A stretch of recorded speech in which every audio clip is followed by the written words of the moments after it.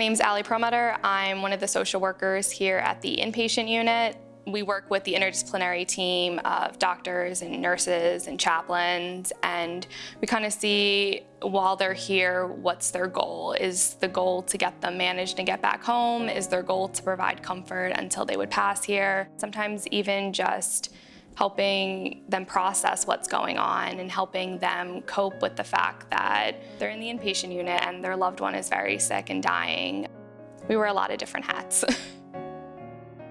So we had a younger patient about 6 months ago, and she was in her 40s and she was married with 2 sons.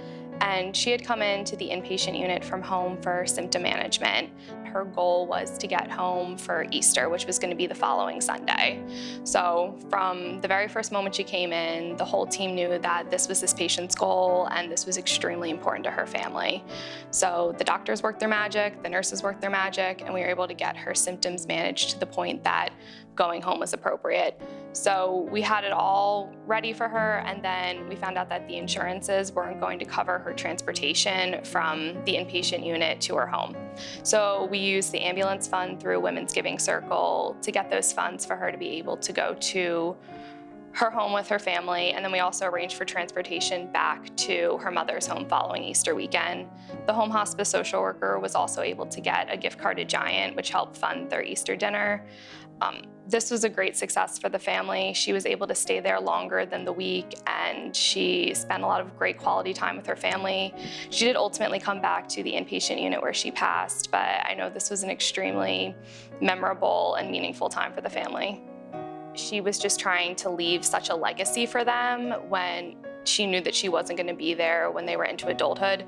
So she just was trying everything to create memories with them and to prepare them for life without her. I still remember going into her room and telling her, hey, this is all working out and you're going home this weekend. And she just got like the biggest grin on her face, and you could just tell how happy she was to be able to have this time with her family. When we're able to honor these types of wishes for the family, for myself and the staff, it's very heartwarming for us, and it also gives us a sense of who these people are as a family. We're always asking, what's your hope and wish? What's your goal? For some, it's you're going to your beach house one more time. For someone, it's just something as simple as I want to sit on the back porch with my husband and have a cup of coffee.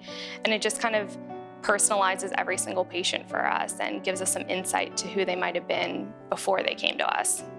What happens when there's no insurance is definitely a challenge for us all throughout the hospice organization, and that's really when donor funds become so important and so valuable to all of our families and patients here. We use them in such a variety of ways, whether it's getting transportation home or it's providing gift cards to get gas so loved ones can see their family members here or buy some groceries. If I could say one thing to a person who has donated towards patient care, I would just say thank you from the bottom of our hearts. These funds go towards creating lasting memories for these patients and their families.